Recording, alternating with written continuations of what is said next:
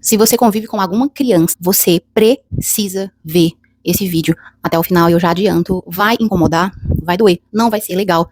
Você não vai ter como desver e você não será mais inocente quando você sair daqui. Sabendo do que você vai saber até o final desse vídeo, você será cobrada, porque agora você já sabe. Então você tem uma decisão.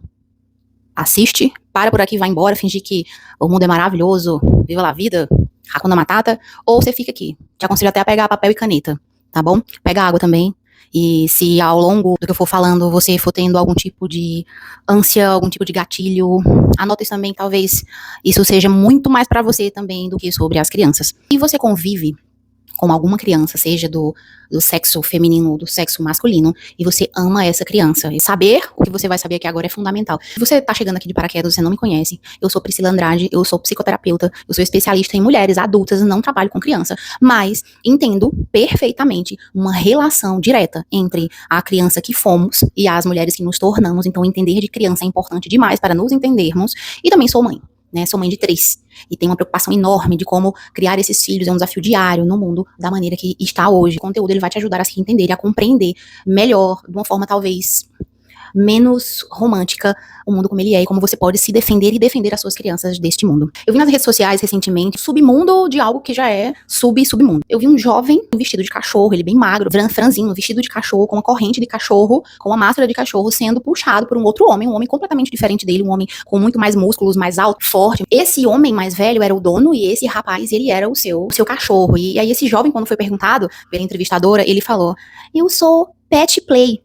A fala desse homem foi tomada por esse outro homem mais velho, forte. Ele falou, isso é uma pessoa que quer expandir a sua sexualidade, e daí ela opta por assumir uma outra identidade, né, de pet, para que ela não sofra as consequências, né, para não se sentir humilhada, para ela ser livre, né, então é abrir mão da identidade, diluir a identidade para ser livre, para se fazer o que quer. E eu vou te falar a verdade sobre isso, o que é que isso tem a ver com você e com as suas crianças. Existe uma relação muito forte entre pessoas que optam por uma forma de viver a sua sexualidade com a saúde mental dessa pessoa. Antes que venham os julgadores, mas eu sei que vão vir de toda forma, isso não é com base no frutos das vozes da minha cabeça, não, isso é estudo científico. Porque assim como existe uma correlação entre a diabetes com os comportamentos anti-saúde das pessoas, a gente não diz que comer açúcar é o que faz você ter diabetes, mas a gente sabe que comer açúcar é um componente importante que pode sim vir a desencadear uma diabetes. Nesse mesmo sentido, comportamentos nossos na nossa vida, escolhas que fazemos, se nós somos pessoas que nos comportamos como vitimistas, ou nós somos protagonistas, se nós somos mulheres que nos envolvemos, né, em relacionamentos abusivos, se existe uma codependência, da mesma maneira que existem os abusadores, os narcisistas, psicopatas, as pessoas que têm algum tipo de transtorno de personalidade ou não. Isso tudo, o comportamento, as escolhas são fruto de coisas que nos aconteceram no passado. Então, algo desencadeia as escolhas que fazemos. Então, existe ao longo dos anos, muitos estudos referentes a isso. Estudos que comparam a qualidade da saúde mental de jovens, principalmente homens, que optam por uma opção, o que é antinatural, aquilo que vai contra a sua natureza. E não quero entrar em questões aqui sexuais. Eu quero entrar especificamente no que pode fazer com que um filho de alguém se coloque numa posição de submissão plena de um outro ser humano para assim encontrar uma felicidade, um prazer, uma alegria. Isso não é, nós não estamos falando de um fetiche, isso não é um fetiche. Isso é uma desumanização, uma humilhação de um ser humano em benefício de um outro ser humano, para que se obtenha prazer esse outro ser humano. Então daí a gente já consegue perceber que não é só uma questão de gosto, é uma questão de o que faz com que um ser humano, com as suas razões, se submeta a algo neste sentido. E existem muitas linhas de estudo a nível do comportamento humano que podem explicar. Nitidamente, o rapaz, que é o submisso, ele é magro, ele é franzino, ele é fininho, ele tem o peito pra dentro, a fala dele, a voz dele é mais fina, ele não tem uma voz masculina. E a nível de leitura corporal, isso faz parte sim do trabalho de um psicoterapeuta, a gente vê que aquela pessoa de ombros caídos pra dentro, aquele corpo daquele jovem fala muito mais do que a fala dele.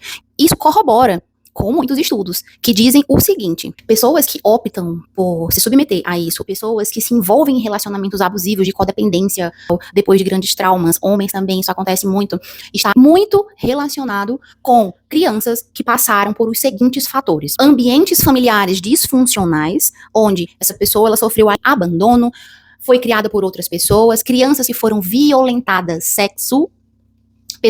crianças que foram violentadas emocionalmente e mentalmente, Crianças que não foram assistidas, acolhidas, amadas, abraçadas. Crianças que foram abandonadas. Existe uma enorme relação entre rejeição e comportamento humano nocivo. Por que eu falo nocivo? Porque é um comportamento humano que leva o ser humano a uma posição de humilhação, a uma posição de mendigar atenção, mendigar felicidade, mendigar validação, atenção, reconhecimento. Então, coisas que passamos, vivemos, experienciamos, faz com que nós aprendamos, nós façamos um julgamento de valor sobre aquilo, faz com que a gente se comporte de acordo com aquilo que acreditamos. O que é que tudo isso que eu tô falando tem a ver com você e seus filhos? Tudo. Porque sabe quando é que isso pode começar? Isso pode começar quando, na escolinha lá do seu filho, você tem princípios cristãos, você não vive carnaval, festa da carne, você não vive Halloween, celebração dos mortos, exaltação dos mortos. Vá procurar saber direitinho o que é Halloween, meu amor. 31 de outubro é o aniversário de Lúcifer, mas está repreendido, encardido. Bora voltar ao assunto. Agora você já sabe, não tem como saber. Então, se você é uma mãe que preza pelos valores dos seus filhos, não tô aqui dizendo que podemos garantir o que nossos filhos irão escolher quando crescer. Nós não podemos. Mas nós temos, sim, um poder direto, influenciador sobre eles, sobre a formação da cabecinha deles. Então, quando eles crescerem, o próprio livre-arbítrio, a própria vontade de Deus para a vida deles vai fazer com que eles deem passos rumo à salvação, rumo ao céu, da forma que o nosso Senhor planejar para eles. Então nós não estamos imunes que nossos filhos façam escolhas que nos desagrade e que desagrade a Deus, assim como nós fizemos escolhas que desagradou os nossos pais e desagradou a Deus. Mas você há de convir que a nossa influência, quando positiva, correta, responsável, isso ajuda o nosso filho nos caminhos. No caminho de salvação, no caminho do sucesso, no caminho do crescimento. Todas essas questões podem ser amenizadas, nós podemos facilitar a vida dos nossos filhos, das nossas crianças, quando a gente educa elas. Mas pra gente educar elas, a gente tem que se educar primeiro, e é o motivo desse vídeo aqui agora. Eu não sou a pessoa que sabe tudo, mas o pouquinho que eu sei já trouxe muita mudança na minha vida e da minha família, e pode mudar a sua também. E é aquilo que eu te falei no começo, não tem como você desver isso. Não tem, agora você sabe. Se você é uma pessoa preocupada com isso, você precisa ensinar o filho, não ensinar o filho as coisas que existem no mundo, para que ele comece a respeitar, saber lidar, para que ele seja uma pessoa que tolera tudo. Não, o caminho não é esse. A gente tem que amar o próximo, mas amar o próximo não significa fazer as mesmas coisas que o próximo faz ou apoiar o que o outro faz, a gente sabendo que aquilo ali não é uma coisa boa.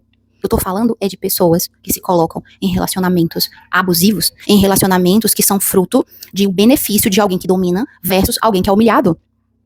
Esse exemplo foi de um homem, mas quantas mulheres você não conhece nessa posição? Então, homens que optam por viver relações assim, às vezes são homens que vivem relações assim até com outras mulheres. Mulheres abusadoras, narcisistas. São meninos que não tiveram fortalecidas na infância as suas maturidades emocionais. São meninos que não tiveram a construção da sua autoestima. Meninos que não foram validados. Meninos que não foram reconhecidos. Meninos que foram rejeitados. Meninos que engoliam choro. Meninos que não eram amados. Meninos que choravam sozinhos no berço. Porque a mãe agora tem que trabalhar e a técnica agora é deixar o neném chorar até se acabar no berço. Ele que lide com as emoções. O que é que isso faz com a criança? Isso faz com que a criança entenda que ninguém vai socorrer. A criança para de chorar não é porque ela aprendeu. Ela não tem maturidade pra isso, emocional. Ela parou de chorar porque ela entendeu. Ninguém me ajudará. Tô sozinha. E o que é que ele faz? Leva pra vida. Ao primeiro marmanjo, ou marmanja, que dá um tiquinho de amor, ele se entrega. Entrega tudo. Valores, princípios e a alma. Então, pra proteger nossas crianças, a primeira coisa é a gente amar as nossas crianças mais do que a nós. Isso é doído de falar, porque a gente vive num mundo, né, de amor próprio. Eu falo de autoestima, mas a autoestima que eu falo é uma autoestima que nem se escreve com U, é com L, porque vem do alto. É uma resposta que tá sempre lá em cima. Amor próprio, não acredito nisso, não existe amor próprio. Não podemos dar amor por nós mesmas. O amor tem que vir de cima, da fonte. São crianças que, quando vêm de lares disfuncionais, essas crianças recebem cobrança em excesso, expectativa em excesso, rejeição em excesso, às vezes amor em excesso. O que é um amor em excesso? Pri, você acabou de falar que essas crianças têm que ser amadas. Calma, mas o amor verdadeiro, ele é a união de misericórdia e justiça. É o perdão, mas também a correção. Corrigir também é amar. Se a gente ama e a gente quer ter um futuro diferente para nossas crianças, a gente não tem como controlar tudo, mas a gente tem como, pelo menos, controlar o que é controlável e tá na nossa mão. E é sim nossa responsabilidade, sim. Um filho fora dos caminhos das drogas é sim nossa responsabilidade. Podemos garantir? Não, mas podemos minimizar. Isso vale para tudo. Ver uma filha nossa entregue na mão de alguém que vai maltratar ela, que vai abusar ela. Podemos garantir? Não, mas podemos, em 99%, preparar essa menina para a vida adulta, ajudando essa menina a saber gerenciar as próprias emoções, ajudando essa menina a se sentir amada, ajudando essa menina a ir para a vida sabendo que não lhe falta nada, ela já é completa. Só que os modelos primários desses jovens que fazem essas opções, e opções muito piores do que isso que eu tô falando, tem muito jovem aí tirando a própria vida, não conseguindo viver aqui, de tão líquido que tá o mundo.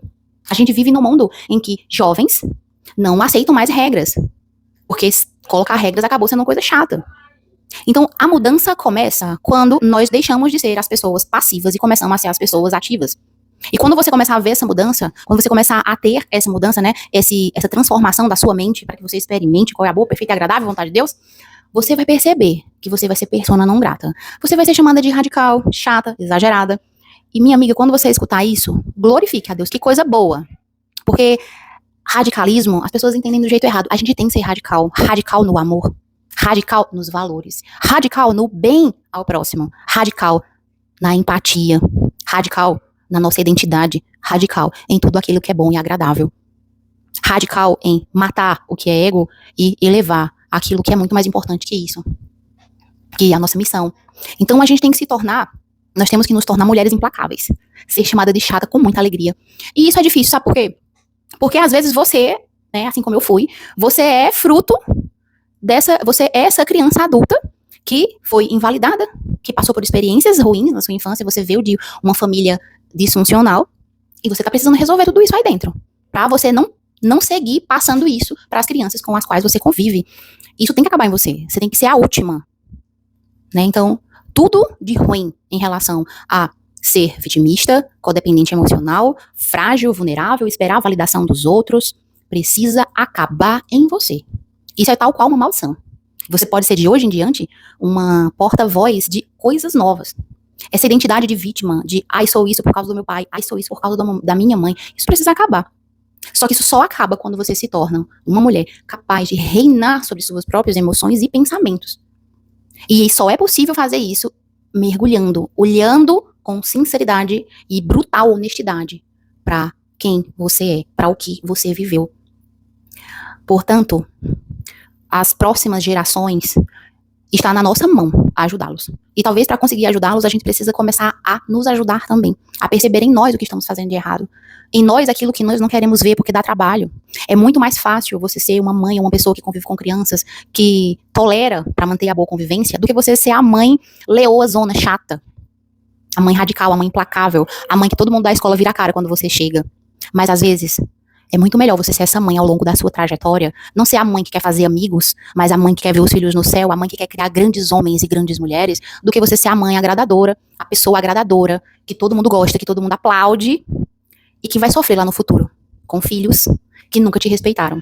Porque ninguém respeita quem não se respeita, ninguém respeita quem não se impõe, ninguém respeita quem é liso. O que é liso? É uma pessoa lisa, ela não tem alicerce, valores, ela escorrega para o lado que mais agrada. Isso não agrada, isso não apaixona, isso não conecta e isso não inspira respeito. E nós mulheres já perdemos esse respeito há muito tempo, mas ainda há tempo da gente recuperar. A começar por mudarmos a nós mesmas e mudarmos, arregaçar a manga e fazer o que for preciso para ver essa mudança nas nossas crianças, para que elas não vivam o que você viveu, para que elas não passem pelo que você passou e para que elas não sejam no futuro como esse jovem, submisso a um outro homem, acorrentado pelo seu pescoço e visivelmente frágil. Um homem frágil. E você pode dizer o que você quiser, mas homens não nasceram para ser frágeis. Eles nasceram para ser força. Humanos, claro, o homem chora, óbvio, homem tem sentimento, é claro que sim. Mas quando você vê um homem que fala para dentro, franzino, olhar distante, que treme quando vai falar, ombros para dentro, se submetendo a um outro homem imponente, de voz grossa, com muito mais massa muscular, que sequer deixa o franzino fala por ele, é porque essa voz foi calada há muito tempo. Essa voz foi calada na infância, em algum momento. Então, sejamos as mulheres que rugem para a vida, para que os nossos filhos, para que as nossas crianças aprendam a rugir também. Porque se nós que somos leoas, a gente tem que rugir, você imagina o rugido de um leão. Então, nossos filhos têm que aprender a rugir. Ser amados por nós no secreto, abraçados na hora do choro, assistidos na hora da dor dentro de casa. Mas de casa, da porta de casa para fora, as pessoas precisam ver que nós estamos ajudando eles a se tornarem grandes homens. Que quando a vida vier bater neles, eles já vão estar prontos. Esse machado já vai estar afiado dentro de casa, com misericórdia e com justiça. Então, se esse vídeo te ajudou de alguma maneira, se te ensinou alguma coisa, se você concorda, discorda, me deixa saber o que você pensa sobre isso. Esse é o primeiro conteúdo que eu faço nesse sentido, e ele vem de uma indignação muito grande no meu coração, de muito tempo, com tudo que tá acontecendo, com tudo que eu tenho visto, e Essas coisas têm me feito muito mal e eu passei a perceber que me... Não vou falar a palavra anular, mas me calar, não tocar nesses assuntos, não tem sido vantajoso pra mim. Porque eu sigo recebendo os mesmos julgamentos. Muitas vezes até das pessoas que eu amo, né? É muito eu acho isso muito maluco, mas eu entendi uma coisa. Se a gente não fala sobre as coisas, a gente sofre igual, então vamos falar, tá? Então, eu decidi, depois de tanto tempo no secreto, né, em off, só para as pessoas que convivem comigo, percebendo os efeitos dessas mudanças de, ai, você é muito radical, você é isso, você é aquilo, de ser a mãe, sei lá, a única mãe ali da salinha do filho, que vai atrás de saber as coisas, de arrumar confusão, digamos assim, de mudar filho de escola, por não tolerar essas coisas. Isso é assunto para outros momentos, outros carnavais. Eu parei a pensar assim, cara, não é possível que só tem eu no mundo desse jeito. Não é possível. Das duas, uma. Ou as pessoas estão caladas, né, como eu, estão vivendo isso sozinhas, ou realmente tá todo mundo alienado. Então, eu sei que isso não é o centro do que eu resolvo, do que eu ajudo, mas isso faz parte. Porque, no fundo, toda pessoa problemática emocionalmente, que sofre dano emocional ou físico por causa de uma doença emocional, ela vive isso porque ela foi uma criança que passou por alguma dessas questões que eu falei aqui. Ela viveu algo nesse sentido. Ela teve a pureza violada, ou ela teve a sua infância interditada, ela teve que ser adulta do dia pra noite. Muitas passam por isso. Lares disfuncionais, abandono, a perda de alguém, né? Então, são coisas fundamentais, são o centro do que nos ajuda a ser gente, a ter nossa identidade. Quando a gente não tem essas questões emocionais resolvidas, a vida da gente ela acaba virando uma bela de uma fantasia ou então um pesadelo. O pesadelo em que você não entende porque vive o que vive, ou uma fantasia em que você nunca é feliz, você tá sempre na expectativa de ser feliz no depois, você tá sempre na hora errada, no momento errado, fazendo a coisa errada. Porque basicamente é essa a realidade. E sendo vítima também de pessoas abusadoras em algum sentido, seja um companheiro, seja no seu trabalho, seja dentro da sua parentela. Então, se te ajudou em algum sentido, nem que seja a se ver de um jeito diferente ou a refletir sobre como você pode contribuir mais para o futuro das nossas crianças, para adultos saudáveis, para que no futuro nossas crianças não tenham que passar pelo que a gente passa, deixa um joinha, faz um comentário, compartilha com alguém e me deixa saber o que você pensa. O que é que faltou aqui que você acha que você poderia abordar, né? E se você se sentiu ofendido de alguma maneira, chateado de alguma maneira, eu não vou te pedir perdão, porque meu objetivo não foi atingir você. Isso significa que você tem muito a refletir, porque se a opinião de alguém te fere dessa maneira, talvez você seja uma dessas crianças aqui. Você precisa de ajuda. E se não a minha, procura ajuda de outra pessoa. Você não segue assim, sendo uma pessoa tão volátil, tão esponja, que escuta a opinião de alguém e já sofre, e já tem raiva, e já tem ódio, já quer responder, e já quer ser hater. Faz isso não, perde teu tempo não, viu? É isso. Um beijo. E acho eu que até a próxima, se assim for. Vamos ver o que vai dar. Deus te abençoe, te ilumine, te proteja, te livre de todo o mal, das pessoas más, das situações más, e que teu anjo da guarda te dê muita sabedoria e visão para aquilo que você não vê, tá bom? Beijo, fica com Deus.